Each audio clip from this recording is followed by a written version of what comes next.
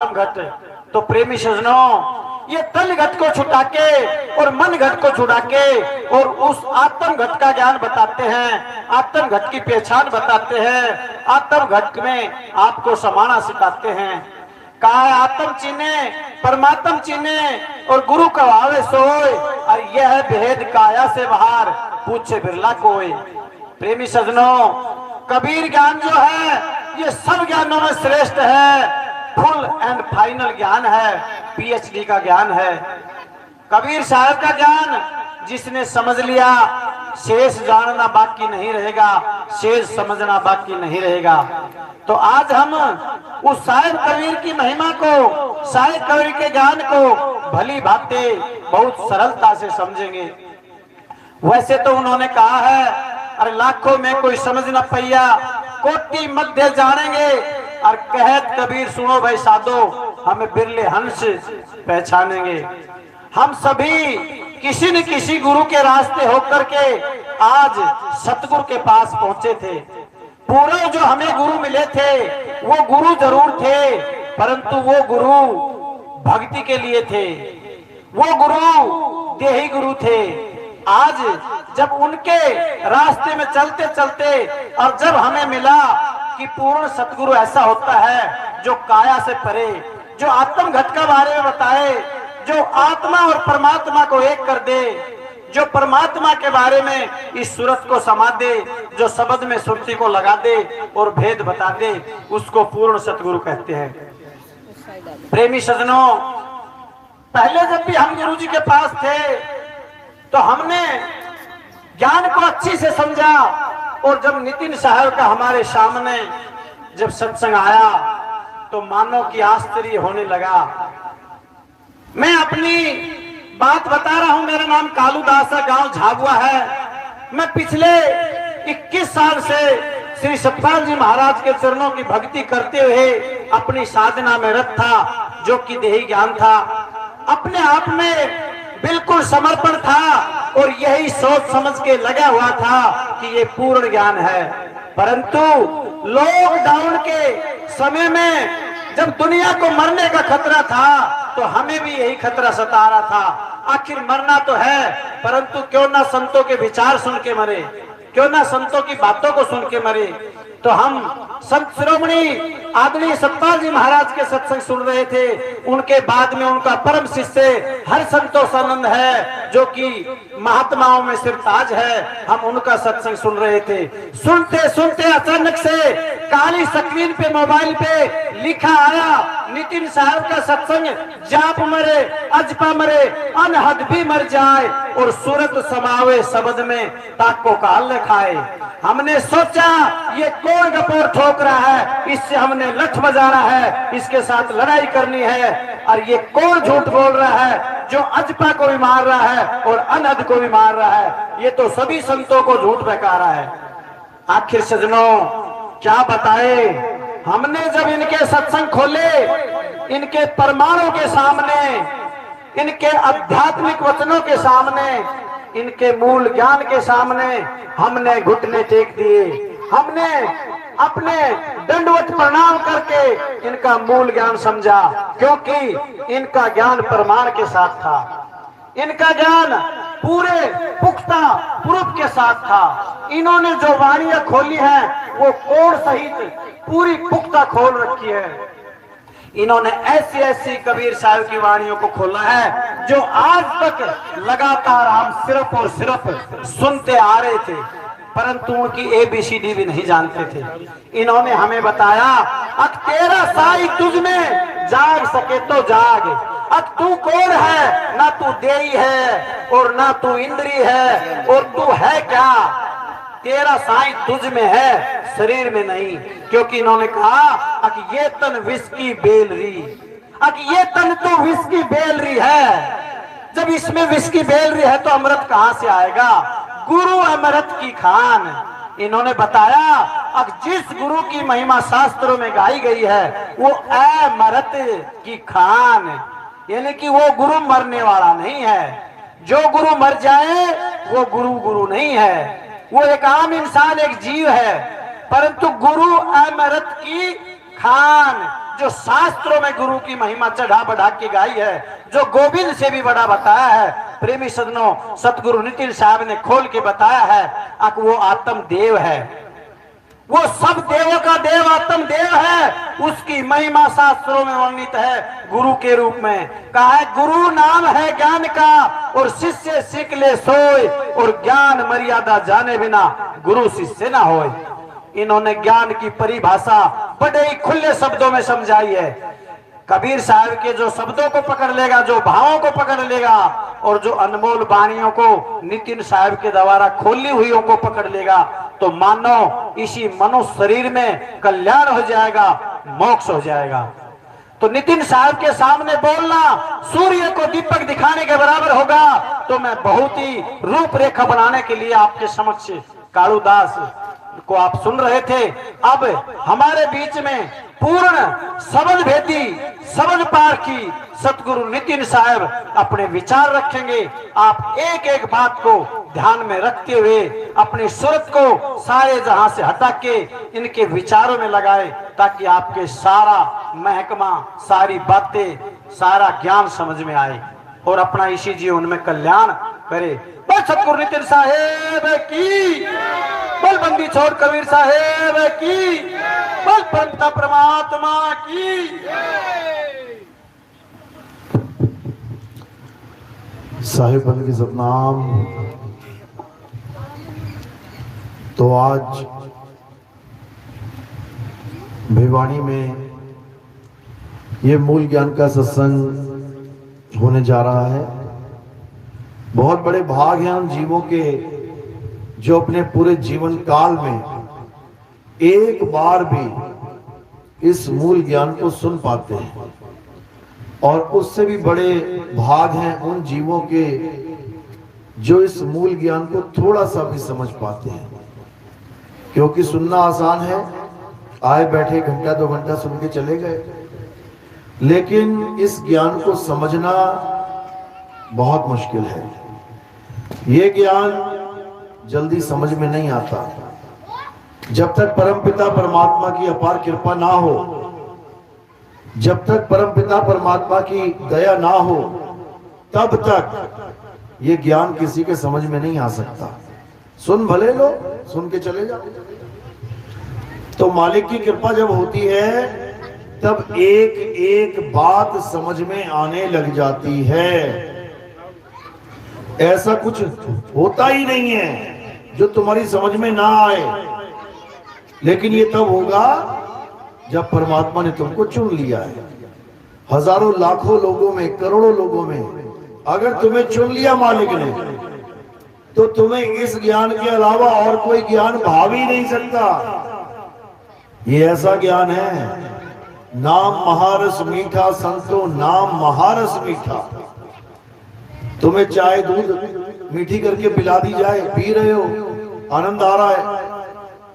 बीच में अगर एक रसगुल्ला खिला दिया जाए ना, उसके बाद चाय बेस्वाद हो जाती है, फिर ना पता लगता है कि चाय फेंकी है कि कैसी है, पानी रह जाता है फिर मुंह में। ये तब होता है जब वो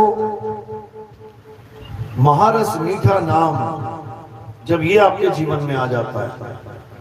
तो आज इसी मूल ज्ञान को समझेंगे, जिसे समझने में बड़े बड़े ऋषि मुनि, बड़े बड़े पीर पैगंबर औलिया ये फेल हो गए, ये समझ नहीं पाए और अपना जीवन ऐसे ही बिता के चले गए। तो आज परमात्मा से अरदास करेंगे कि ये आवाज जहां तक जा रही है, हर जीव का कल्याण हो, हर जीव को ये ज्ञान समझ में आए, और इसी जन्म में अपना जन्म मरण का रोग खत्म करके ये जीव सदा सदा के लिए मुक्त हो जाए। तो सत्संग शुरू करने से पहले परमात्मा के नाम पे जयकारा लगाएंगे। बोलिए परमपिता परमात्मा की, सतगुरु बंदी छोड़ कबीर साहेब की, सतगुरु मदन पति साहेब की, दीवार जवाहर पति साहेब की, सभी संतों की, सतगुरु राम सेवक साहिब की, सतगुरु विरागपति साहिब की, सभी संतों की, सभी भक्तों की, इस गांव नगर बस्ती की, कलीनापुर धाम की, सत्संग कराने वालों की, इनके माता पिता गोपाल की, सकल हंस को बंदगी, साहेब बंदगी, सतनाम। तो कबीर साहब समझा रहे हैं कि जब से ये जीव इस भवसागर में आया है,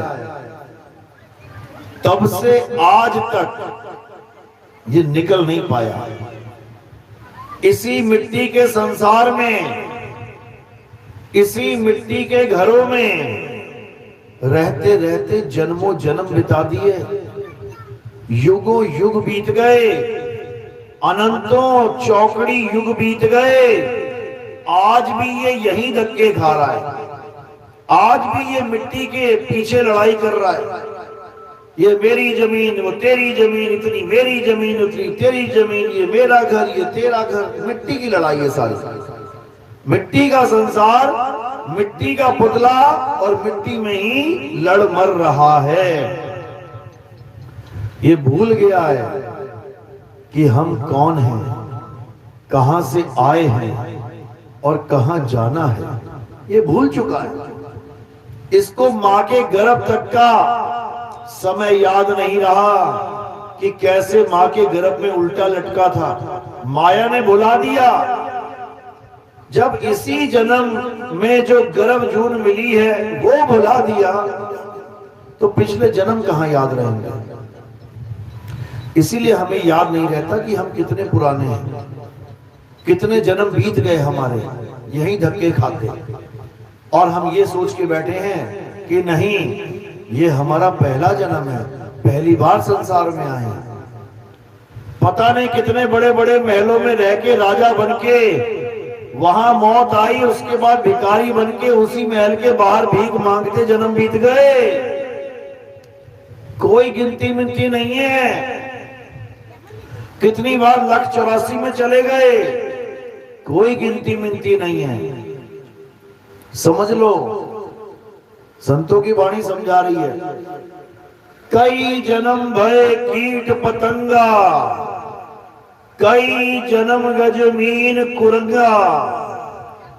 इतने जन्म बीत गए, इतने जन्म बीत गए कि तुम हिसाब भी नहीं लगा सकते। तुम्हारी जीरो खत्म हो जाएंगी लगाते लगाते हिसाब। लेकिन अब क्या करना है, अब हमें वो जानना है जिसको जानने के बाद, जिसको जानने के बाद हमें और कुछ जानना शेष नहीं रह जाता। वो जानना है, और उसे क्या कहते हैं, उसे परम सत्य कहते हैं। परम सत्य यानी उसके अलावा और कुछ जानना शेष ही नहीं रह जाएगा। अब वो परम सत्य है क्या, अब ये जानना बाकी है। इतना तो पता लग गया सबको कि सत्य ही है जो कुछ भी है, सत्य के अलावा सब झूठ है। सत्य को ही पाना है। महात्मा बुद्ध जैसे जब घर बार छोड़ के चले गए, बीवी बच्चे को, माता पिता को सोता छोड़ के चले गए, कहां चले गए, जंगल में चले गए। जब जंगल से वापस लौटे अपनी पत्नी के पास, तो पत्नी ने पूछा क्यों चले गए थे, हमें सोता छोड़ के। तो क्या बोले महात्मा बुद्ध, सत्य की खोज में। यानी इतना तो पता लग गया था कि सत्य को खोजना है। तो वो बोली क्या सत्य जंगल में मिलता, सत्य तो तुम्हारे पास है।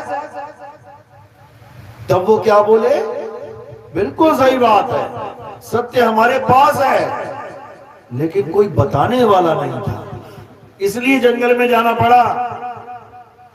क्योंकि उस समय जितने भी ऋषि मुनि होते थे, जितने भी भक्ति करने वाले लोग होते थे, वो क्या करते थे, वो शहरों को छोड़ के जंगल में चले जाते थे ताकि उन्हें कोई डिस्टर्ब ना करे। जंगली जानवरों का डर होता था, लोग जंगल में घुसते नहीं थे, और वो लोग जंगल में रहते रहते जानवरों से दोस्ती कर लेते थे, उनको कोई कुछ नहीं कहता था। वो अपना मस्ती में लीन है, भक्ति में। तो उन लोगों से मिलने के लिए, उन लोगों से सत्य की मार्ग, सत्य का रास्ता जानने के लिए मुझे जंगल में जाना पड़ा। लेकिन आज देखो कितना भाग्यशाली है ये जीव। अब किसी को जंगल में जाने की जरूरत नहीं है, अब घर बैठे सत्य मिलेगा। ये जो हाथ में मोबाइल पकड़ा हुआ है ना, ये पूरा जंगल है। इस जंगल में एक बार तुम घुस गए तो पता नहीं क्या क्या है इसके अंदर, और जो तुम्हें चाहिए वो सामने पेश कर दिया जाएगा। तुम बोलो तो सही, चाहिए क्या? जो तुमने बोल दिया वही सामने लाके खड़ा कर दिया जाएगा। ये ऐसी चीज है तुम्हारे हाथ में, समझो। जैसे कल्प वृक्ष होता है ना, जो मांगोगे मिल जाएगा, ये कल्प वृक्ष ही समझ लो। तो जब घर बैठे हमें पता लग गया कि सत्य क्या है, तो उसे प्राप्त करने में देरी नहीं करनी चाहिए, क्योंकि एक पल का भरोसा नहीं कब क्या हो जाए। आज तुम जिंदा घूम रहे हो, कहो आज ही तुम्हारी मृत्यु आ जाए, कोई गारंटी नहीं है। क्योंकि मौत कभी समय देख के, मौत कभी उम्र देख के, मौत कभी अवस्था देख के नहीं आती। यहाँ हट्टे कट्टे बंदे अटैक हो जाते हैं। अभी देखो मरा पिछले हफ्ते बॉडी बिल्डर हमारा देश का, विदेशों तक पहुंच है, विदेशों तक नाम है, अटैक से मर गया। क्योंकि सबके साथ ऐसा होना है। किसी की भी मृत्यु ये निश्चित नहीं है कि कब आएगी, कभी भी आ सकती है। इसलिए क्या करना है, अब सत्य को जानना है। तो सत्य क्या है, कबीर साहब समझा रहे हैं कि सत्य ही वो परम तत्व है जिसको पाने के बाद आपका जन्म मरण का रोग खत्म हो जाएगा। सत्य कोई नाम नहीं है कि जपने के बाद तुम्हारा जन्म मरण का रोग खत्म होगा। पानी की तरह सत्य एक तत्व है। पानी पीने से गला गीला होगा, पानी पानी जपने से गीला गला नहीं होगा। लेकिन यहां पर लोग सत्य नाम को समझ नहीं पा रहे हैं। सत्य नाम एक वस्तु है, सौदा कर भाई, वो नाम नहीं है। कोई ओम सोहम को सतनाम बना के बैठा है, कोई अकेला सोहम सोहम को सतनाम बना के बैठा है, कोई सतनाम सतनाम ही जपने में लग गया। ये सब माया जाल है, सब 52 अक्षरों का खेल है। असली सतनाम क्या है? असली सतनाम तुम्हारा स्वरूप है। असली सतनाम तुम्हारा सत्य स्वरूप है। सत्य नाम कोई नाम नहीं, ये है आपन रूप। और जो जाने इस भेद को पावे आप स्वरूप। तुम्हारे पास दो स्वरूप है, एक काया स्वरूप जिसे तुम अपना स्वरूप मान बैठे हो, और एक आत्म स्वरूप जिसका भेद तुम्हें पता नहीं है। काया स्वरूप को तो तुम देख ही रहे हो, जो नाशवान है, एक दिन खत्म हो जाएगा। और आत्म स्वरूप को तुम देख नहीं पा रहे हो, वो अविनाशी है, अजन्मा है, नित्य है। तो गुरु क्या करता है? गुरु सार सार तो ग्रहण करवा देता है और असार को छुड़वा देता है। सतगुरु ऐसा चाहिए जैसा सूप सुहाए, सार सार तो गही रहे, थोथा दे उड़ाए। सार सार तो ग्रहण करवा देगा। सार क्या है? सत्य नाम है सार। बूझो संत विवेक करी, उतरो भवजल पार। सतगुरु का उपदेश यही। सत्य नाम है सार। यानी सत्य नाम क्या है? तुम्हारा सत्य स्वरूप है, उसको जानो। तो जब तक सतनाम को नहीं जान पाए, तब तक असत्य के साथ ही जुड़े रहोगे। सतनाम कोई मंत्र जंतर नहीं है भाई। सतनाम तुम्हारा अखंड सत्य स्वरूप है। जिसे हम शब्द स्वरूप भी कह देते हैं। शब्द स्वरूप हमारा, आपका और परमात्मा का शब्द स्वरूप एक ही है।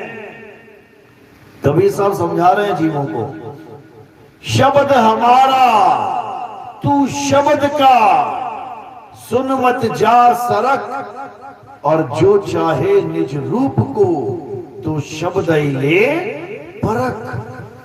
कहते हैं अगर अपने स्वरूप को जानना चाहता है तो शब्द की परख कर। वो शब्द मत पकड़ लेना जो 52 अक्षरों के द्वारा बनाए जाते हैं, जिसको इंसान बनाता है।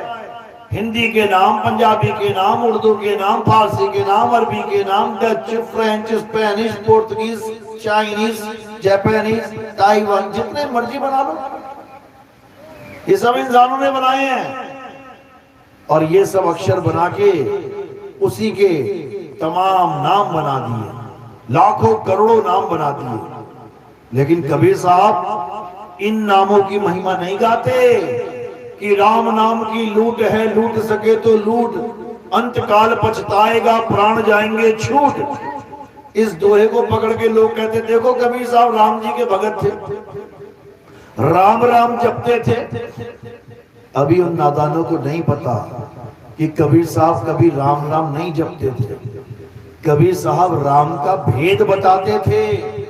एक राम दशरथ का बेटा, एक राम घट घट में बैठा, एक राम का सगल पसारा, एक राम तीनों से न्यारा। वो भेद बता रहे हैं राम का। और उनका एक राम नहीं है, चार चार राम है यहाँ पे। एक राम दशरथ का बेटा जो त्रेता युग में आए थे, राजा दशरथ के यहाँ पुत्र बनकर, वो त्रेता में आए थे। तो सतयुग में कौन सा राम था? क्योंकि उनका नाम भी भगवान के नाम पे रखा गया था। दशरथ जी राम राम राम का जाप करते थे, इसलिए बेटे का नाम राम ही रख दिया, ताकि बेटे को भी बुलाऊंगा तो भगवान का नाम निकलेगा मुंह से। हमारे बड़े बुजुर्ग भी अपने बच्चों का नाम भगवानों के नाम पे रखते थे, नारायण दास, राम अवतार, लक्ष्मण, ऐसे नाम रखते थे कि बेटे को भी बुलाएंगे, चलो भगवान का नाम निकल गया मुंह से। लेकिन बेटा ही नालायक निकल जाए फिर मुश्किल हो जाता था उसको डांटना। तो एक राम दशरथ का बेटा यानी काया राम, जिसको देख के हम पहचानते हैं कि ये दशरथ के बेटे हैं, ये उसके बेटे हैं, ये उसका बेटा है, ये उसका बेटा है। एक राम दशरथ का बेटा, एक राम घट घट में बैठा। ये कौन है? ये जीवात्मा, जीव राम है। ये घट घट में विराजमान है। हमारे घट में हमारा जीव, तुम्हारे घट में तुम्हारा जीव। हर घट में ये जीव विराजमान है, यही काया को चला रहा है। एक राम दशरथ का बेटा, एक राम घट घट में बैठा, एक राम का सगल पसारा। ये जितना पसारा तुम्हें दिख रहा है, ये तीसरे राम का पसारा है। तुम्हारे बीवी, तुम्हारे बच्चे, तुम्हारे पोते पड़पोते, किसने डाला ये पसारा? मन राम ने। अच्छा खासा अकेला है तो दुनिया में, अकेला से दुकेला हो गया, दुकेला से चुकेला हो गया, चुकेला से अटकेला भी हो गया कहीं। तो ये सब मन का पसारा है। बोल रहा है अकेले आएंगे, अकेले जाएंगे, लेकिन साथ में पूरी फौज बनाएंगे। ये कह रहा है, मन के सहारे चल रहा है, जैसा मन कह रहा है करता चला जा रहा है। तो ये तीसरा राम कौन है? ये मन राम है। एक मकान से दो, दो से चार मकान, एक किले से दो, दो से चार किले, एक बिजनेस से दो बिजनेस, दो से चार बिजनेस, बढ़ते ही जा रहे हैं। इसका पसारा रुकता ही नहीं कहीं। तो ये मन पसारा है, मन का राज है, मन राम है। और चौथा, एक राम तीनों से न्यारा। उसे तुम परमात्मा कह लो, उसे तुम आत्म राम कह लो, उसे तुम आत्म देव कह लो, वो एक ही है जो तीनों से न्यारा, इन तीनों से न्यारा है। उसको जानकर इस जीव का कल्याण होगा। अगर उसे नहीं जान पाए तो किसी का कल्याण होने वाला नहीं, यहीं धक्के खा के निकल जाओगे। तो कबीर साहब उसकी पहचान बता रहे हैं कि वो असली नाम बोलने लिखने पढ़ने में नहीं आता, वो असली शब्द जिससे हर जीव की मुक्ति होगी बोलने लिखने पढ़ने में नहीं आता। अरे शब्द शब्द सब कोई कहे, वह तो शब्द विदेह जीपा पे आवे नहीं, निरख परख कर ले। वो जीप पे नहीं आता मेरे भाई कि तुमने किसी भाषा के नाम को रटना शुरू कर दिया और सोचोगे ये सतनाम है। नहीं है, बिल्कुल नहीं। तो सतनाम क्या है? सतनाम तुम्हारा आत्म स्वरूप है, शुद्ध चैतन्य स्वरूप है, जिसकी महिमा सब संतों ने गाई है। और नकली ये काया स्वरूप इसका खंडन किया है। अरे देही को सतगुरु कहे, ये है धूधर ज्ञान, और चार दाग आवे नहीं, वाह को सतगुरु जान। कर दिया ना खंडन। और ये जितने भी देही गुरु वाले बैठे हैं ये सोच रहे हैं कि हमारे पास पूरा ज्ञान है। धूंधर ज्ञान है ये, नकली ज्ञान। क्यों? क्योंकि देही एक दिन नाश हो जाएगी। देही अमृत नहीं विष का कुंड है। नहीं समझ में आ रहा अभी इन लोग को। अरे ये तन विष की बेलरी, गुरु अमृत की खान। गुरु अमृत की खान है, ये विष की बेलरी नहीं है कि 9 द्वार ना हो झरझर गिर रहे हैं, बह रहे हैं। ये विष की खान है। शीश दिए जो गुरु मिले तो भी सस्ता जान। कहते हैं अगर सिर भी कटाना पड़ गया ना और गुरु मिल जाए, यानी अमृत की खान मिल जाए, तो बहुत सस्ते में प्राप्ति हो गई, समझ लेना। क्योंकि यहां पर जन्मों जन्मों सिर कटेंगे, जन्मों जन्मों। अगर गुरु नहीं मिला तो बार बार मरना पड़ेगा, अगर गुरु नहीं मिला तो। और अगर एक बार सिर कटा के गुरु मिल जाए, कहते बहुत सस्ते में तुझे वो वस्तु मिल गई, तो उसको जानना है। वो अमृत क्या है? वो हम सबका आत्म स्वरूप है, शुद्ध चैतन्य आत्म स्वरूप, जिसको सिख गुरुओं ने खालसा बोला है। खालसा। खालसा क्यों बोला? कि नीले पीले कपड़े पहन लो, बन गए खालसा। खालसा नाम क्यों रखा गया? खालसा नाम रखा गया खालिस से। खालिस, खालिस क्या होता है? शुद्ध, जिसमें कोई अशुद्धि ना हो। राज करेगा खालसा, आकी रहे ना कोई। वो तो समझा के चले गए। कहते केवल खालसा राज करेगा, लेकिन राज कहां करेगा? पंजाब में राज करेगा। पंजाब में तो पहले भी राज कर रहे थे खालसा। पंजाब में तो कई राजा आए, फिर राज पलट गया, खालसे का राज पलट गया। अरे खालसा एक बार अगर बैठ जाए ना गद्दी पे, अटल राज मिलता उसको, अटल राज। उसको कोई गद्दी से उतार नहीं सकता, माई का लाल। समझो, वो ये गद्दियां नहीं है सीएम पीएम की गद्दियां, राजा महाराजों की गद्दियां। ये तो बची किसी की नहीं है। यहां सबको गिरा दिया गया गद्दियों से, राजनीति करके, कूटनीति करके। ये किस गद्दी की बात चल रही है? ये किस सिंहासन की बात चल रही है? वो सिंहासन कहीं और लगा है भाई। कबीर साहब कहते हैं, अब तो जाए चढ़े सिंहासन, मिले है सारंग पानी। राम कबीरा एक भय है, कोई ना सके पहचानी। यानी अब परमात्मा में और हम में कोई भेद नहीं रह जाएगा। जब हम खालिस हो जाएंगे, वो खुद ही उठा लेगा अपने आप। खालिस खालिस में जाके मिल जाएगा। और वो खालिस्तान की स्थापना हो जाएगी। वो पहुंच गया अपने देश। सचखंड को ही खालिस्तान कहा जाता है, सतलोक को ही खालिस्तान कहा जाता है, जहां सत्य ही सत्य है, वहां असत्य नहीं है। समझो, अमर लोक को खालिस्तान कहा जाता है, अनामी लोक को खालिस्तान कहा जाता है। लेकिन यहां दूसरा ही खालिस्तान चल रहा है काम, लड़ते रहो मरते रहो।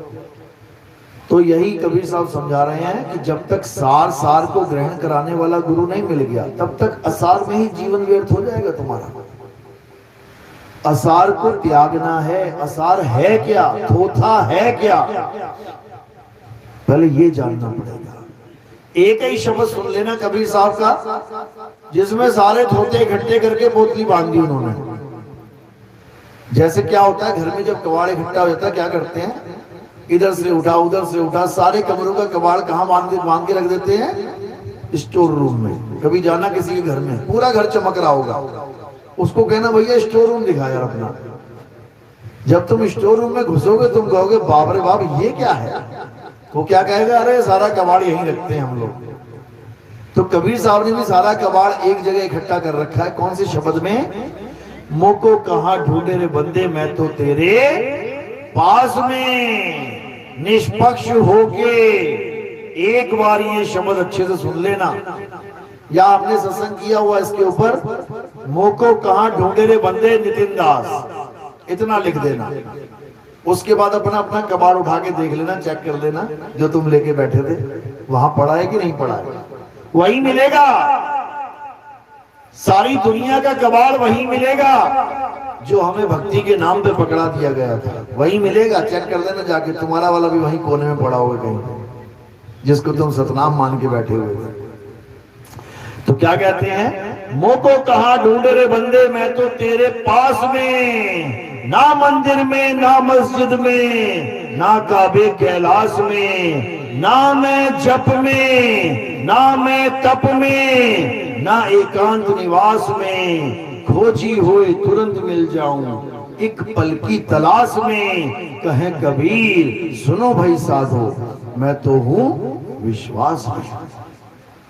कहते नहीं प्राण में, नहीं पिंड में, ना ब्रह्मांड आकाश में, ना मैं त्रिकुटी भंवर गुफा में, नहीं श्वासों की श्वास में। खोजी हुए तुरंत मिल जाऊं, एक पल की तलाश में। कहे कबीर सुनो भाई साधो, मैं तो हूं विश्वास में। जब ये पूरा भजन आप सुनोगे, इसमें हर उस चीज का जिक्र किया गया है जिसमें ये जीव उलझा है। इसमें पूरी लाइनें की लाइनें लिख डाली सारी, कहां कहां मैं नहीं मिलूंगा, कहां कहां मैं नहीं हूं, बिल्कुल क्लियर लिखा है। अब उसमें जब मैच करते जाओगे, अपने आप ही सब कुछ छूटता जाएगा। क्योंकि जहां पर वो है नहीं, वहां ढूंढ के मिलेगा क्या,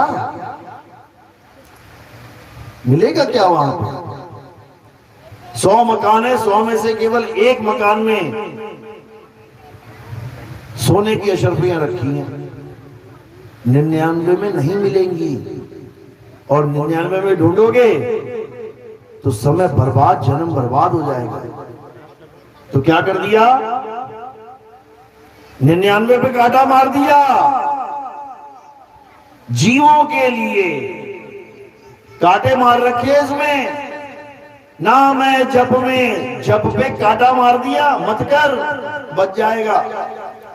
ना मैं तप में, मत कर, मरेगा। ना व्रत उपवास में, मत कर, फंस जाएगा। ना मैं त्रिकुटी भंवर गुफा में, मत जा त्रिकुटी में। ये सारे बाबा लोग त्रिकुटी में लेके जा रहे हैं, मरेगा। हर जगह सावधान किया। क्यों, चेतावनी भजन है ये, चेतावनी। जैसे तार होती हैं 40,000 50,000 वोल्ट की तार के आगे क्या लगा होता है, चेतावनी लगी होती है। वो चेतावनी हिंदी में, अंग्रेजी में और सांकेतिक ज्ञान यानी चित्र में भी होती है। उसमें लिखा होता है 40,000 वोल्ट, सावधान। उसमें लिखा होता है स्टॉप। उसमें एक हड्डी भी बनी होती है, हड्डी बनी होती है, 2 हड्डियां ऐसी होती क्रॉस, क्या संकेत दे रहा है वो? कह रहा छू मत लिए, ऐसी हड्डी बन जाएगी तेरी भी। अच्छी खासी खाल लेके बैठा है, सारी खाल उड़ा देंगे तेरी, हड्डी हड्डी बचेंगी फिर। वो तुम्हारा ही भविष्य दिखाया जा रहा है, वो हड्डी बना के देख ले, ऐसा ठीक है कि ऐसा ठीक है, चुन ले। और कांटा मार रखा है वहां पे तुम्हें समझाने के लिए कि पंगा मत ले लियो भाई। इसी प्रकार ये भजन जो है, इसमें हर जगह ना ना ना ना ना कर रखा है। और जो उनकी ना को हाँ हाँ समझ जाए, हाँ मैं जब में, हाँ मैं तब में, हो गया काम से। क्योंकि बाबा लोग वो नहीं छोड़ सकते जो वो कई सालों से करते आ रहे हैं। उनके गुरु ने उनको जप करवा दिया, वो उसी को सत्य मान के बैठ गए। उनके गुरुओं ने तप करवा दिया, वो तप को मान के बैठ गए। उनके गुरुओं ने प्राण योग करवा दिया, सोहंग सोहंग, उसको मान के बैठ गए। उनके गुरुओं ने जीभ घुमा के गले में लगवा दी, वो उसको सत्य मान के बैठ गए। कहते अमृत टपक रहा है। मैंने पूछा बाबा से, मैंने कहा कितना अमृत पी लिया बाबा आज तक, कितनी बोतल पी ली होंगी? अरे पूछो नहीं, 50 साल हो गए पीते हुए। मैंने कहा अमर हो गया शरीर, मरेगा तो नहीं? अरे बचा किसका है? अरे जब बचा किसका है तो काहे अमृत अमृत कर रहा है उसको? अमृत वो होता है जिसे पी के शरीर अमर हो जाए। अमृत उसे कहते हैं जिसे पी के हम अमर हो जाएं। राहु की गर्दन कट गई लेकिन अमर है, जिंदा थी वहां पे, मरी नहीं। क्यों? अमृत पी लिया उसने। बाबा तेरी गर्दन काटे तो क्या होगा? अरे जाने दे यार, मेरी गर्दन मत काटना। क्यों? क्योंकि वो अमृत नहीं है। अगर वो अमृत होता, बाबा डंके की चोट पे कहता कि बेटा मेरी गर्दन भी काट दे, तब भी मैं अमर हूं। क्यों? क्योंकि मैं अमृत पी रहा हूं 50 साल से।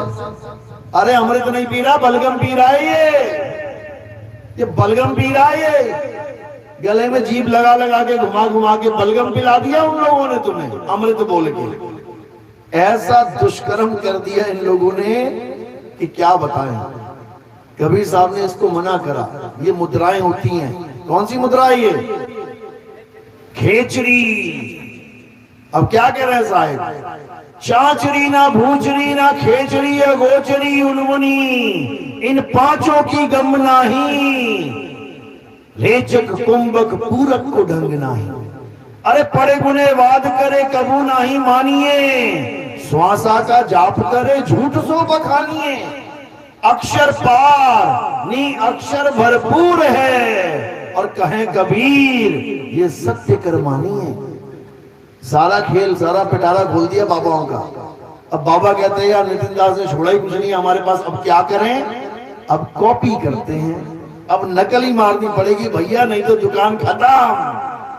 आज तक जो 10वां द्वार करते थे, आज वो 11वां द्वार बोलने लग गए। कहते पहले 10वें द्वार पहुंचो, फिर तुम्हें 11वें द्वार में पहुंचा देंगे। क्यों? क्योंकि साधना उनकी 10वें द्वार की है। अपनी साधना भी नहीं छुड़वा रहे हैं और लालच भी दे दे रहे हैं आगे का कि तो जो हम करते आए वो करो, 10वें तक पहुंचो, फिर आगे 11वां भी मिल जाएगा। ऐसे नहीं मिल जाएगा मेरे भाई। 11वें द्वार का मार्ग ही अलग है। 11वें द्वार में पहुंचने के लिए विहंगम चाल चाहिए। ये चींटी मकड़ी मछली फेल हो जाती है वहां पे। क्या चींटी आसमान में उड़ा सकते हो तुम? चील जितनी उड़ जाए। अब ये मत कहना चींटी के भी पंख आ जाते हैं, वो बेटा एक ही दिन के लिए आते हैं। जब मौत आ रही होती है तो उसको वरदान मिलता है, बता कहाँ मरना चाहती है? वहां मरना, चल जाओ, उड़ के जाती है, मर वहीं पे। कहते ना चींटी के पंख आ गए, चींटी के पर निकल आए, उसका अंत समय होता है। वो विहंगम चाल नहीं है वो। तो चींटी मकड़ी मछली ये कभी आसमान में नहीं उड़ सकते। वहां कौन उड़ेगा? वहां पक्षी उड़ेगा।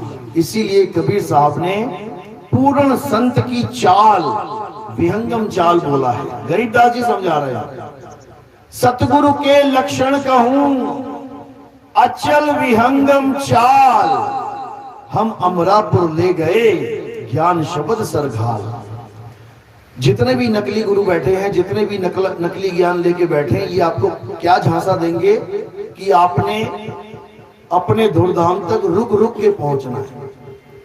कोई कहेगा पहले मूल कमल में रुकेंगे, गणेश जी के दर्शन करेंगे, फिर स्वाद कमल में ब्रह्मा जी के दर्शन करेंगे, फिर नाभि कमल में विष्णु जी के दर्शन करेंगे, फिर हृदय कमल में शंकर जी के दर्शन करेंगे, फिर कंठ कमल में दुर्गा जी के दर्शन करेंगे, फिर त्रिकुटी में जाके आगे चक्र में उस निरंजन के दर्शन करेंगे, फिर आगे बढ़ेंगे। कभी नहीं बढ़ पाओगे। निरंजन को पार करना तुम्हारे बस की बात नहीं है। क्यों? क्योंकि निरंजन के साथ जो माया खड़ी है, वो माया इतनी प्रबल है कि तुम्हारी हालत खराब कर देगी। अभी तुमने माया देखा नहीं है, अभी माया का जाल, अभी तुम माया को जान, अभी तुमने केवल एक ही सूरज देखा है, रोज देखते हो। अगर एक खरब सूरज तुम्हें दिखा दिए जाएं, तुम पागल हो जाओगे। बाप रे बाप, ये क्या है। अर्जुन कुरुक्षेत्र की धरती पे जब बैठा था, गीता का ज्ञान समझ रहा था, जब विराट रूप दिखाया गया, कहते हैं हजारों लाखों सूरज जैसे एक साथ आ गए हैं। मैं देख नहीं पा रहा हूं, अंधा ही हो गया हूं, देख नहीं पा रहा हूं आपको मैं। ये क्या है? ये माया है, माया। और कर नैनो दीदार महल में प्यारा है, इस शब्द में माया का पूरा चिट्ठा खोल दिया कबीर साहब ने। मूल कमल से लेके स्टार्ट करके माया के सारे लोगों का वर्णन कर दिया। सतलोक, अलख लोक, अगम लोक, अकह लोक, अनामी लोक, सारे खोल डाले हमें समझाने के लिए कि माया ने ऐसे ऐसे ऐसे लोक बना रखे। और हमें क्या लग रहा है, अरे इन लोगों में हमने जाना है। कबीर साहब कह रहे हैं इन लोगों में पहुंचो, पहुंचो नहीं बचो। सारे लोगों का वर्णन करने के बाद क्या कहते हैं, काया भेद किया निर्वारा, ये सब रचना पिंड मंझारा, माया अवगति जाल पसारा, सो कारीगर भारा है। बहुत बड़ा कारीगर है ये। आदि माया कीनी चतुराई, झूठी बाजी पिंड दिखाई, अवगति रचना रची अंडमाही, ताका प्रतिबिंब ढाला है। ये रास्ता नहीं बता रहा हूं मैं कि मूल कमल से जाओ, कलिंग कलिंग का जाप करो, फिर स्वाद कमल में ओम ओम का जाप करो, फिर नाभि कमल में हरियंग हरियंग का। ये नहीं बता रहा हूं मैं करने को। कई लोग कहते देखो उसमें लिखा है आंख कान मुख बंद कराओ, अनहद झींगा शब्द सुनाओ। बताओ, कह रहे लिखा है उसमें। अरे लिखा तो ये भी है, आंख न मूंदो कान न रूंदो, तनिक कष्ट मत धारो, खुले नयन पहचानो, हंस हंस सुंदर रूप निहारो। फिर तो एक ही आदमी की दो दो वाणियां हो गई। एक कह रहा है ये कर, दूसरा कह रहा है ये ना कर। एक ही आदमी कह रहा है, एक कह रहा है ले अमृत पी ले, और वही दूसरे को कह रहा है ले जहर पी ले। ऐसे कैसे हो सकता है? क्योंकि मूल बुद्धि नहीं समझ सकते वाणियों के भेद को। वाणियों का मतलब ये नहीं होता कि केवल करने को ही बोला जा रहा। वाणियां चेतावनी वाणी भी होती हैं, जिसमें रोकने का संकेत ऐसे दिया जाता है जैसे कर ले। भाव उसके ये है कि रुक जा, लेकिन शब्द उसके कह रहे हैं कर ले। जैसे कोई माँ अपने बच्चे को रोक रही है, बाहर मत जाना बेटा, बाहर मत जाना, कुत्ता है काट लेगा। नहीं माना, चला गया। अब कटवा के वापस आया माँ के पास, माँ मुझे कुत्ते ने काट लिया। माँ क्या कह रही है, जा और जा और जा जा और जा। अब जो शब्द कह रहे हैं वो कह रहे जा और जा। अब कोई सुनेगा अरे यार कैसी निर्दयी माँ है यार, ये तो कह रही है और जा और कटवा के आ। लेकिन उन शब्दों के पीछे भाव क्या है? कहा था ना मत जा, अभी भी टिक जा, अब मत चले जाना, नहीं तो फिर काटेगा। तो जो कबीर साहब ने बोला है आंख कान मुख बंद कराओ, अनहद झींगा शब्द सुनाओ, दोनों तिल एक तार मिलाओ, फिर देखो गुलजारा है। ये उन लोगों के लिए बोल रहे हैं जो ये गुलजारा देख रहे हैं, जो लगे पड़े हैं बेचारे दोनों तिल एक तार में मिलाने के लिए। समझो, उनको सावधान किया जा रहा है। लास्ट में पूरी वाणी खोलो, देखो समझ में आएगा। माया का खेल समझा दिया पूरा, पूरी वाणी खोल के रख दी।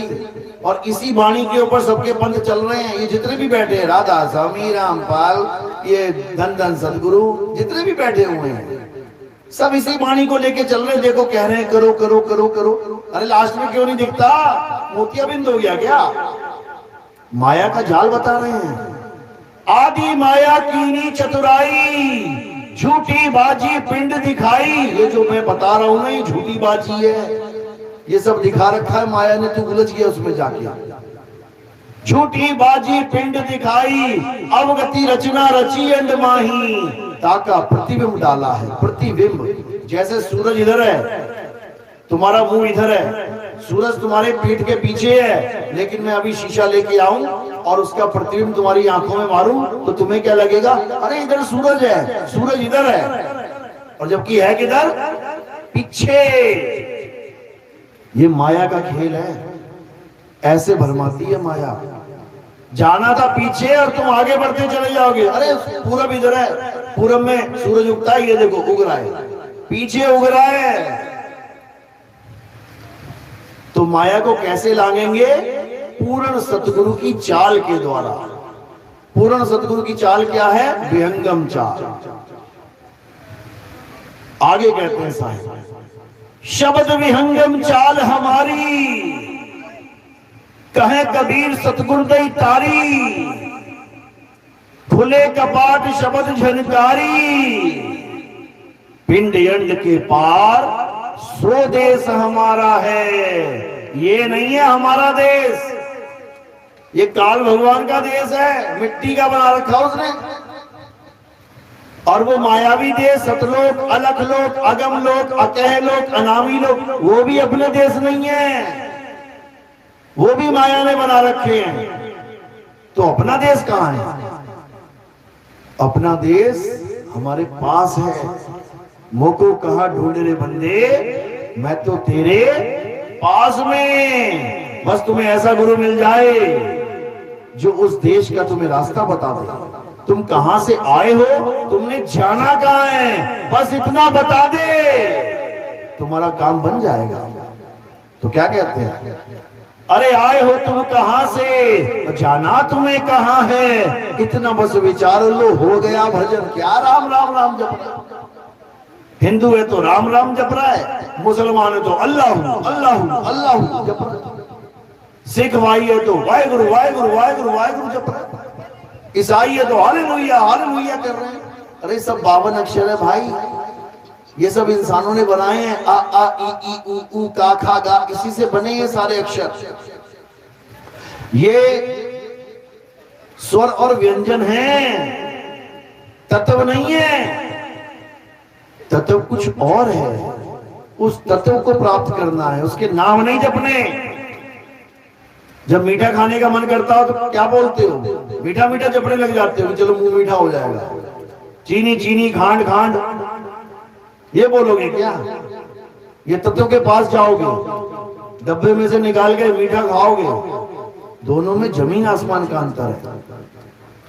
लेकिन लोगों को समझ में नहीं आता, इसलिए स्वर व्यंजन के जाल में फंस जाते हैं। कबीर साहब वाणी में समझा रहे हैं, अरे स्वर व्यंजन का मेल नहीं है, 52 का ये खेल नहीं है। ये 52 का खेल नहीं है जो तुम खेल रहे हो, बर्बादी की तरफ जा रहे हो। एक एक मिनट एक एक सेकंड तुम्हारा बर्बाद हो रहा है। तो अब क्या करना है? अब 52 के जाल को तोड़ देना है। 52 के जंजाल में फंस गया ये संसार, और सिमरन 52 का करे कैसे लागे पार। परमात्मा को याद करना था और याद 52 को करने लग गया। हिंदी पंजाबी उर्दू के अक्षरों को याद करने लग गया। बताओ कैसे बात बनेगी? गुरु ग्रंथ साहब में वाणी दर्ज है, अरे 52 अक्षर जोरे आन, सकिया ना अक्षर एक पहचान। उस एक अक्षर को जान लो, अक्षर यानी अविनाशी। उस एक अविनाशी को जान लो, ये अक्षर को छोड़ो। अरे 52 अक्षर जीव आधारा, आदि अक्षर जी व्यासे न्यारा। वाही को सत सिमरन कहिए, वो है असली सिमरन। ये नहीं है माला हाथ में पकड़ ली, राम राम राम राम, अल्लाह अल्लाह अल्लाह, वाहिगुरु वाहिगुरु वाहिगुरु वाहिगुरु। ये क्या, ये जाप है, ये जाप है, सिमरन नहीं है। सिमरन का मतलब होता है स्मरण करना, याद करना। परमात्मा को याद करो, नाम मत जपो। नाम जपने से कुछ नहीं मिलने वाला, याद करने से तुम्हें उसका स्वरूप याद आ जाएगा। अरे सत्य स्वरूपी नाम साहिब का, सो निज नाम हमारा। हमारा और परमात्मा का एक ही स्वरूप है, लेकिन हम भूले बैठे हैं। उसको याद है। अब हमने क्या करना, हमने भी याद करना है, जाप नहीं करना। ना मैं जप में, ना मैं तप में, यही समझा रहे हैं, लेकिन कहां समझ में आ रहा है। लड़ते हैं, झगड़ते हैं, लोग समझने को तैयार नहीं है। उनको लगता है जाप छोड़ दिया तो भगवान ही छोड़ दिया। जैसे मूर्ति पूजा करने वाले को लगता है कि अगर मूर्ति की पूजा छुड़वा दी मेरी तो इसने तो भगवान ही छुड़वा दिया। अरे मूर्ति भगवान है क्या? मूर्ति भगवान है, 100 रुपए में मिल जाती है, भगवान 100 रुपए मिलता है क्या? इतना भी नहीं समझ में आ रहा है। मूर्ति को भगवान मान लिया, पत्थर को भगवान मान लिया, पानी को भगवान मान लिया, आग को भगवान मान लिया, मंत्रों को भगवान मान लिया, सब कुछ भगवान मान लिया, बस अपनी आत्मा को भगवान नहीं मान पाए। जिस आत्मा की वजह से शरीर चल रहा है, जिस आत्मा की वजह से शरीर बोल रहा है, जिस आत्मा की वजह से शरीर खा रहा है, पी रहा है, हर काम कर रहा है, जयकारे लगा रहा है, जय श्री राम, अल्लाहू अकबर, सत श्री अकाल, हालेलुया। जिस आत्मा की वजह से ये सब बोल रहा है, उस आत्मा को ही नहीं जानता, कैसे बात बनेगा? कभी नहीं। इसलिए क्या करना है, जब लगना चीनोगे आत्म, तब लगना मिली है परमात्म। आत्म चीने परमात्म चीने, संत कहावे सोए, यह भेद काया से न्यारा, बूझे बिरला को। यह भेद काया से न्यारा है, माया से न्यारा है। यानी वहां शरीर की पहुंच नहीं है। शरीर जहां खत्म हो जाते हैं, वहां से सत्य उजागर होता है। यानी शरीरों की दौड़ जहां खत्म हो जाती है, वहां से आत्मा का ज्ञान शुरू होता है। लेकिन लोग शरीर को छोड़ने को तैयार ही नहीं है। मर जाएंगे, सड़ जाएंगे, गल जाएंगे, लेकिन शरीर से मोह भंग नहीं कर सकते। क्यों? क्योंकि खुद को भी शरीर मान बैठे हैं, अपने गुरु जी को भी शरीर मान लिया, अपने भगवान को शरीर मान लिया। अरे शरीर नाशवान है मेरे भाई, शरीर असत्य है। शरीर पैदा होता है, नाश होता है। इसको छोड़ो, उसको जानो जो पैदा नहीं होता, जो कभी नाश नहीं होता। अजन्मा बोला है, अजन्मा। ये अर्जुन, ये आत्मा अजन्मा है, नित्य है, शाश्वत है, पुरातन है। ये आत्मा ही सत्य सनातन है। सनातनी बनो, सनातनी। आत्म देव को जानो, तभी सनातनी बनोगे। ठीक है, गांव में मंदिर होते हैं, मस्जिद होती है, गुरुद्वारे होते हैं, चर्च होते हैं, अच्छी बात है, जाओ। नहीं जाओगे तो बनाए क्यों हैं? जाने के लिए बनाए हैं, जाओ। स्कूल क्यों बनाए हैं? जाने के लिए बनाए हैं, पढ़ाई करने के लिए बनाए हैं, जाओ पढ़ो। लेकिन कब तक? कब तक? एक स्कूल है गांव में 10वीं तक, तो कब तक बच्चा अच्छा लगता है वहां जाता?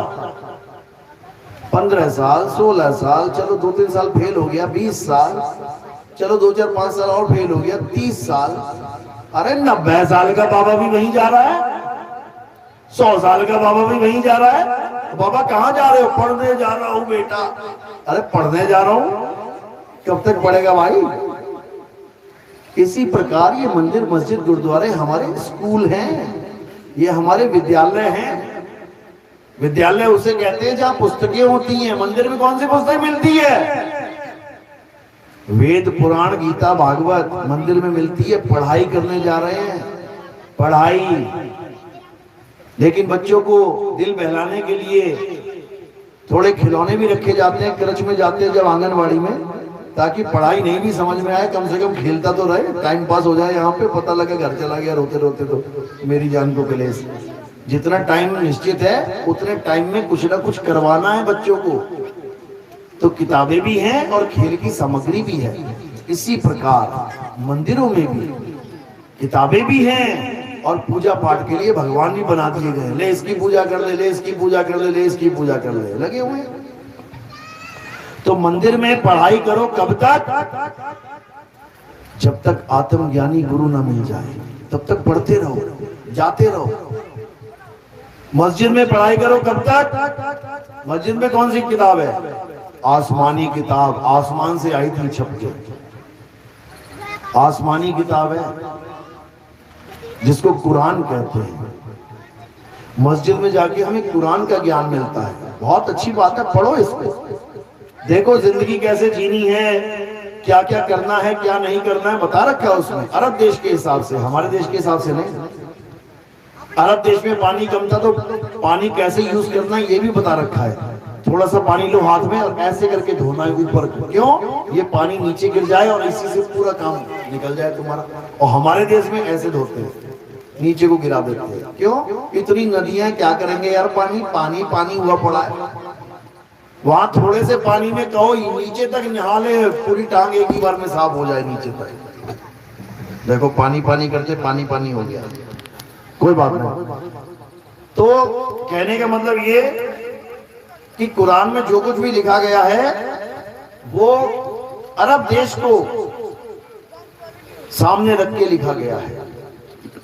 कैसे रहना है, कैसे क्या करना है, तो सारा उसमें लिखा गया। अब चर्च में जाते हैं तो वहां क्या मिलता है? वहां बाइबल मिलती है। अब बाइबल में क्या बताया गया है? जीवन जीने के तरीके बताए गए हैं, ईसा मसीह के बारे में बताया गया है। बाइबल में यह भी समझाया गया है कि एक होली स्पिरिट है। ईसा मसीह तो हैं, ठीक है, एक गुरु तो होना ही चाहिए, लेकिन एक होली स्पिरिट भी है। होली स्पिरिट जिसको हिंदी में कहते हैं पवित्र आत्मा। आप कभी ईसाइयों के सत्संग में जाना तो वहां पर वो सब चीखने लग जाते हैं, पवित्र आत्मा प्रवेश हो, पवित्र आत्मा प्रवेश हो, मुझे दया करो, मुझ पे दया करो, पवित्र आत्मा खुश हो। कौन है भैया ये पवित्र आत्मा? क्या है ये पवित्र आत्मा? ये इसी की बात चल रही है जिसको हम खालसा कहते हैं, खालिस, जिसको हम शुद्ध चैतन्य स्वरूप कहते हैं, जिसको हम शब्द गुरु कहते हैं। ये उसकी बात चल रही है। समझो, एक ही चीज को अलग अलग तरीके से बताया जा रहा है, लेकिन हम सारी उम्र पढ़ाई में लगे रहते हैं, हमें आत्मज्ञानी गुरु नहीं मिलता और पूरी उम्र हम एक शिष्य बन के निकाल देते हैं। जबकि केवल पढ़ाई नहीं करनी है, कमाई भी करनी है।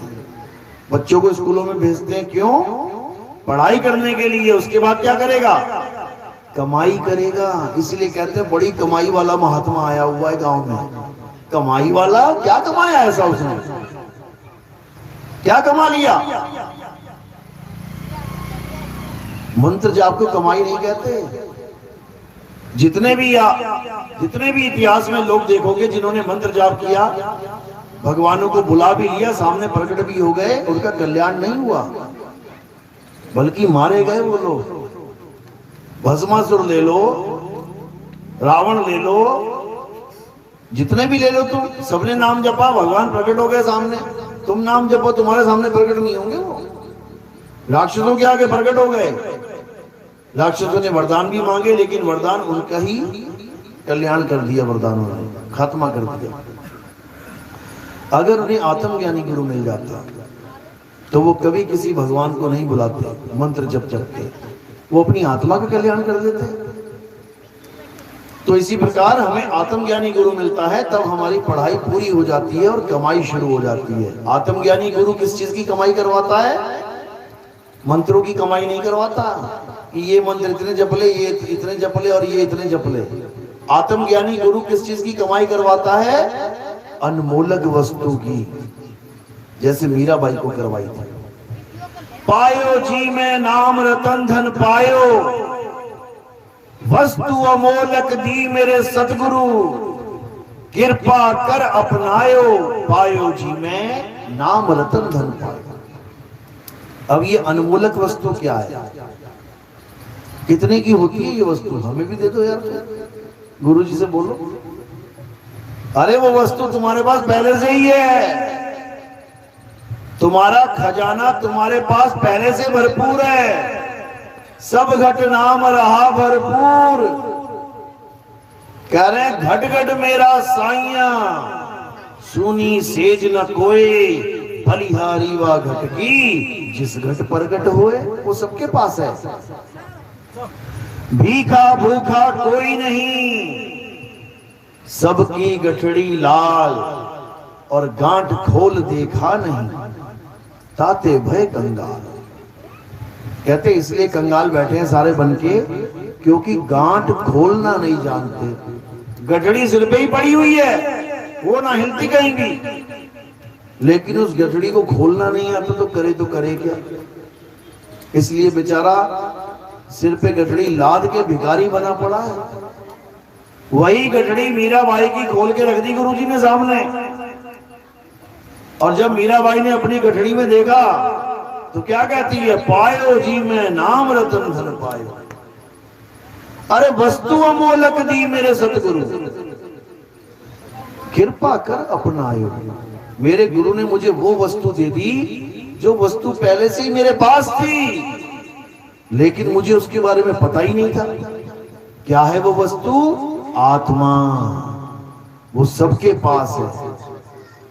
अपनी अपनी आत्मा लेके आए हो सारे, घर तो ना छूट गई किसी की कि वहां वो झंडे लेके चल रहे थे, रास्ते में गिर गई हो किसी की? देख लो, चेक कर लो जेब में। सबकी आत्मा सबके पास ऑलरेडी है, लेकिन उस आत्मा का ज्ञान नहीं है, तो क्या करेगा बेचारा जीव? जब आत्मा का ज्ञान नहीं है तो शरीर का ज्ञान पकड़ेगा। अरे महल नहीं है तो झोपड़ी में रहेगा, कहीं तो रहेगा। आत्मा का ज्ञान नहीं है तो क्या पकड़ेगा? नाड़ियों का ज्ञान पकड़ देगा। इंगला नाड़ी, पिंगला नाड़ी, सुषमन नाड़ी। बताओ, नाड़ियों का डॉक्टर बनना है क्या? नाड़ी विशेषज्ञ बनना है क्या तुमने? अरे आत्मज्ञानी बनना है। नाड़ियां पकड़ के नाड़ियों में घुसा देगा, ये इतना खतरनाक है। तो साहिब कह रहे इंगला बिन से, पिंगला बिन से सुषमन नाड़ी। और कहें कबीर सुनो रे गोरख, कहां लगी हो ताड़ी। ये अभी झंडा घूम रहा है ना, तो लगा हुआ है इंगला पिंगला सुषमना में सांसें चढ़ाने के लिए, और जब प्राण निकाल देगा ना बाहर, तब समझ में आ जाएगा कहां ध्यान लगाना है। तो ये अखंड ध्यान नहीं है, ये काया में ध्यान रखना अखंड ध्यान नहीं है। काया से पार, काया से न्यारा लख है, संत कहा वैसो। तो वो परमात्मा काया से न्यारा है, वो किसी शरीर में नहीं है, वो शरीरों से परे है। इस काया में कौन है? जीव है, जीव, जिसे जीवात्मा कहते हैं। धक्के खा रहा है ये जीवात्मा। कहां पे? 84 में, यानी ओम में। ओम क्या है? काया। सोहम क्या है? जीव। समझा रहे हैं गरीबदास जी महाराज। अरे ओहम काया मरी मरी जाए, सोहंग फिर गोता खाए। ओम मारे ओम मरे, सोहंग लख 84 फिरे। और ये मंत्र बना के बैठे हैं ऐसे, ओम ले लो, सोहंग ले लो, ओम ले लो, सोहंग ले लो। क्यों? जपी हैं ये लोग, जपी। इनका काम है कुछ भी लेके बस घोट दो, जप लो उसको। इसी में खुश हैं ये लोग। जिस किताब में कुछ लिखा हो उसी को पकड़ के बस जपने लग जाओ। वो गरीबदास जी महाराज लिख के चले गए, उसमें ब्रह्म, क्या नाम था उसका, ब्रह्म गायत्री में ओम ओम ओम ओम कलिंग कलिंग कलिंग कलिंग हरिंग हरिंग, वो इसी को रेल बना रखी है सबने। सुबह उठते ही चालू रहते ओम ओम ओम ओम कलिंग कलिंग कलिंग कलिंग हरि। अरे एक बार ले ले नाम, एक बार में सुनेगा नहीं क्या? किसी को बुलाना हो, विनोद नाम है, विनोद विनोद विनोद विनोद, 4 बार बोलना है क्या? होता किसी का नाम हरि है, हरि हरि हरि हरि, भैया एक बार बोल लिया कर यार। मतलब जो लिखा है बस चाट जाओ उसको, ये ना सोचो कि क्या लिखा है, क्यों लिखा है। अरे वाणी में लिखा है ओम सोहम के बारे में, बिल्कुल खुला, लेकिन तुम्हें समझ में नहीं आएगा। पढ़ो जरा ज्ञान गुदरी कबीर साहब की, ओहम सोहम तत्व विचारा, बंक नाल में किया संभारा, मन को मार गगन चढ़ जाई, मान सरोवर बैठ नहाई। अब क्या बोल रहे हैं वो ये नहीं कह रहे इसको जपो ओम सोहम को, कह रहे हैं ओम सोहम तत्व विचारा, इन दोनों तत्वों पे विचार करो। क्या है ये? गीता में आता है 3 प्रकार के पुरुष हैं। एक शर पुरुष यानी काल भगवान, 21 ब्रह्मांड का मालिक। एक अक्षर पुरुष, ये कौन है? ये 7 संख ब्रह्मांड का मालिक। अच्छा जी। और तीसरा पुरुष उत्तम पुरुष, ये सबका मालिक।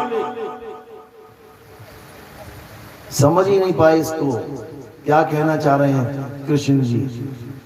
वो समझा रहे हैं कि एक शर पुरुष है। शर का मतलब होता है नाशवान। एक आदमी खड़ा कर दो यहाँ पे, कौन बोले, क्या बोलेंगे उसको? पुरुष बोलेंगे। लेकिन वो नाशवान है। अभी तलवार मारो गर्दन अलग हो जाएगी, अभी तलवार मारो हाथ अलग हो जाएगा, अभी तलवार मारो पैर अलग हो जाएगा। यानी मांस का पुतला है ये, शर पुरुष है तो पुरुष, लेकिन नाशवान पुरुष है। अब उसी नाशवान पुरुष के अंदर एक अविनाशी पुरुष रहता है, जिसको अक्षर पुरुष कहते हैं। अक्षर यानी अविनाशी, ईश्वर अंश जीव अविनाशी। शरीर में कौन रहता है? जीव रहता है, अविनाशी है, लेकिन उत्तम नहीं है, पूजनीय नहीं है। क्यों? क्योंकि 84 में भटक रहा है। ओम काया मरी मरी जाए, सोहंग फिर गोता खाए। किसमें? 84 में गोता खा रहा है, इसलिए पूजनीय नहीं है। तो गीता में पूजनीय किसको बोला? ना तो ओम को बोला यानी काया को, ना ही सोहंग यानी जीव को बोला। उत्तम पुरुष तो अन्य है, जो सबका भरण पोषण कर रहा है। जीव को ताकत कौन दे रहा है? उत्तम पुरुष दे रहा है, आत्म देव दे रहा है। तो ये 3 प्रकार के पुरुष कौन है? ये ओम यानी काया, सोहंग यानी जीव, सत्य यानी परमपिता परमात्मा जो काया से परे है, जिसे सतनाम भी कहते हैं, सतनाम वाहिगुरु भी कहते हैं, अकाल पुरुष भी कहते हैं, सत्य पुरुष भी कहते हैं। तो इसी को समझाते हुए गरीबदास जी महाराज ओम और सोहम का खुलासा करते हैं कि ये ओम ये काया है, सोहम जीव है। अमर तो है लेकिन निडर नहीं है, निडर डरता है ये। कहते हैं जीव सोई जो जुग जुग जीवे, उत्पत परलय माही, देह धरे भर में 84, निर्भय कबहू नाही। ये जीव अविनाशी है लेकिन डरता है, और परमात्मा भी अविनाशी है लेकिन निडर है। एक को सतनाम कर्ता पुरुष निरपहो, निरपहो यानी उसे किसी का डर नहीं है, वो निरपहो है और ये डरता है। अब इसका डर खत्म करना है। कहे कबीर निर्भय हो हंसा, तब पावे पद निर्वाणा। अरे ना कहीं आना ना कहीं जाना, आपे में आप समाना। ये डरता क्यों है? क्योंकि इसने अपने आप को शरीर मान लिया है। अब डरता है, अरे मर गया, अरे बचाओ, अरे मर गया। ये डर खत्म करना है। ये डर कैसे खत्म होगा? जब ये अपने सत्य स्वरूप को जान लेगा, तब इसको समझ में आएगा, ओ तेरे की ये हूं मैं, ये है मेरा रूप, ये है सत्य स्वरूप। अब वो आत्मा ही हो जाएगा। अब आत्मा हो जाएगा तो कब मरेगा? कितने साल बाद मर जाएगा? फिर ना मरता तो अभी भी नहीं, लेकिन डरता इसलिए मरता। कहते जो डर गया और मर गया, अब डरेगा नहीं तो मरेगा भी नहीं। इसलिए साहिब समझा रहे हैं, अमर करूं सतलोक पठाऊं, ताते बंदी छोड़ कहां हूं। मैं बंदी छोड़ हूं, अभी पहचान नहीं रहे हो तुम। कहते मैं ही बंदी छोड़ हूं, मैं ही छुड़ाता हूं सबको। बाकी गुरु ठीक है ज्ञान देते हैं, लेकिन मैं सत्य ज्ञान देता हूं, सत्य ज्ञान। तो कहते हैं और ज्ञान सब ज्ञानड़ी, कबीर ज्ञान सो ज्ञान, जैसे गोला तोप का करता चले मैदान। ये छुटपुट गोलियां नहीं चलती हमारे यहाँ। हमारे यहाँ परमाणु बम दागा जाता है, पूरा मैदान एक ही बार में साफ। ये छुटपुट काम नहीं है हमारे पास। तो साहिब कह रहे हैं कि जब तक ये गोला नहीं आया जो सबका खेल ना खत्म कर दे, तब तक समझ जाना कि अभी जंग खत्म होने वाली नहीं है। ये छुटपुट गोलियां तो चलती रहती है, सालों से चल रही है। वो देखो दो देश लड़ रहे हैं, आज 3 साल हो गए लड़ते लड़ते लड़ते। ये कोई लड़ाई है क्या? इसको लड़ाई कहते हैं। बच्चे भी जल्दी खत्म कर देते हैं, इससे खेल खत्म कर देते हैं बच्चे एक दूसरे का। ये खत्म ही ना कर पा रहे। ये नकली लड़ाइयां हैं भाई। असली लड़ाई क्या होती है? एक बम मारा, पूरा ध्वस्त, खत्म खेल। अब इसका मतलब ये नहीं बम फोड़वा दो उनके सिर पे। ये तुम्हें समझाया जा रहा है हमारे, ये छुटपुट लड़ाइयां ये कभी खत्म नहीं होंगी, चलती रहेंगी। ये ज्ञान की लड़ाई है। ये अज्ञानी जीव आपस में मैं ज्ञानी मैं ज्ञानी मैं ज्ञानी, और सालों साल बर्बाद करके काल के मुंह में चले जाते हैं। और जब असली ज्ञान आता है तो सबका खेल खत्म हो जाता है। तो इसी को कबीर साहब कहते हैं। बहुत गुरु हैं जगत में, कोई ना लागे तीर। तीर यानी पार, गंगा के तीर, जमुना के तीर। अरे बहुत गुरु हैं जगत में, कोई ना लागे तीर, और सभी गुरु बही जाएंगे। जागृत गुरु कबीर, यानी उस भवसागर के पार कोई नहीं जा पाएगा, वो उसी में बह जाएंगे सारे, गर्भ में आ जाएंगे वापिस उल्टा लटक के। लेकिन कोई हमारे साथ जुड़ जाए, कबीर साहब कहते हैं अगर मेरे साथ जुड़ जाए फिर काल उसका बाल बांका नहीं कर सकता। क्यों? क्योंकि मैं ऐसा दाव दे दूंगा, ऐसा दाव दे दूंगा, धोबी पटका मारोगे उसको, धोबी पछाड़ कहते हैं जैसे, ऐसा दाव दे दूंगा काल हाथ खड़े कर देगा, अपने सरेंडर कर देगा अपने आप को। इसीलिए समझा रहे गुरु गुरु में भेद है, गुरु गुरु में भाव, सोई गुरु नित बंदिए, जो शब्द बतावे दाओ। क्योंकि अंत समय आने वाला है, सबकी मौत आने वाली है। इतना याद रखना, कोई लंबा खेल नहीं बचा है, बहुत छोटा खेल रह गया है। अब इस छोटे से खेल में तुमने असली ज्ञान को पकड़ लेना है, जो तुम्हारी मौत के समय काम आएगा।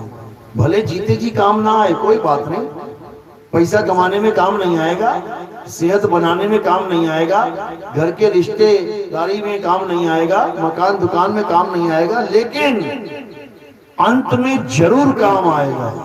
और अंत भला तो सब भला। भले तुम गरीबी में जीवन निकाल देना, भले नमक के साथ रोटी खा लेना, वो पनीर के साथ रोटी खाने वाला गिड़गिड़ाएगा, रोएगा, चीखेगा, चिल्लाएगा, और तुम नमक के साथ रोटी खाने वाले सिंहासन पे बैठ के जाओगे, सिंहासन पे। समझा भी रहे साहिब पानी में, आए हैं तो जाएंगे राजा रंग फकीर, एक सिंहासन चढ़ चले एक बंधे जंजीर। वो करोड़पति अरबपति जंजीरों में बंधा हुआ जाएगा, हालत खराब हो जाएगी उसकी।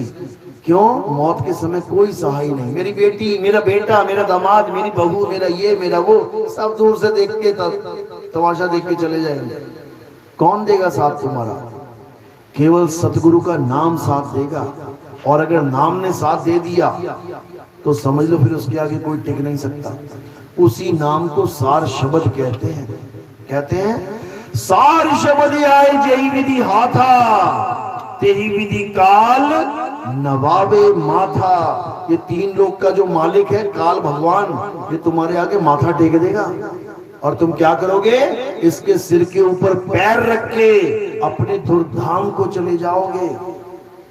कहते काल के माथे पांव दे, सतगुरु के उपदेश, साहिब वहां पकड़ के ले चले अपने देश। वो काल भगवान नीचे रह जाएगा और तुम काल के सिर पे अपना पैर धर के अपने असली निज घर पहुंच जाओगे। तो ये तब होगा जब तुम्हारे जीवन में भेदी गुरु आएगा, जो तुम्हें 2 अक्षरों का भेद बता देगा। सोई गुरु पूरा कहावे, जो 2 अक्षर का भेद बतावे। एक छुड़ावे एक लखावे, तब प्राणी निज घर को जावे।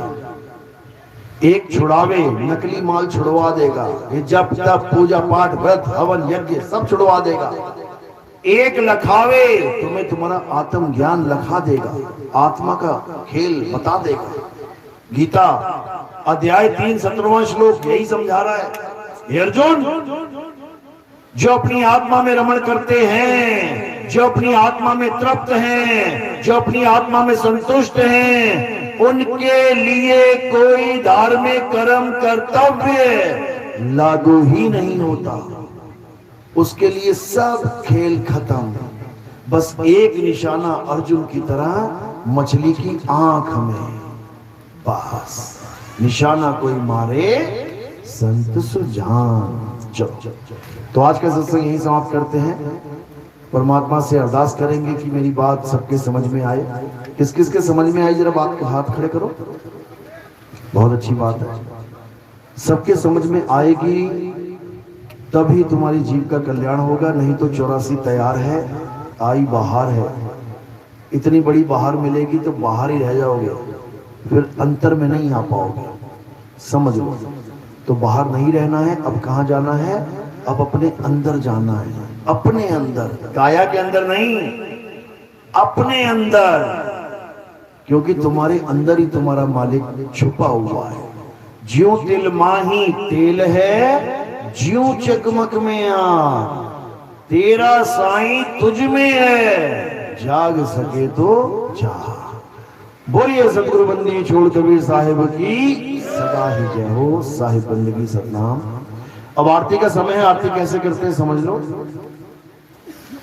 हमारे यहाँ आरती किसी फोटो, किसी कैलेंडर, किसी मूर्ति की, नाशवान वस्तुओं की नहीं होती।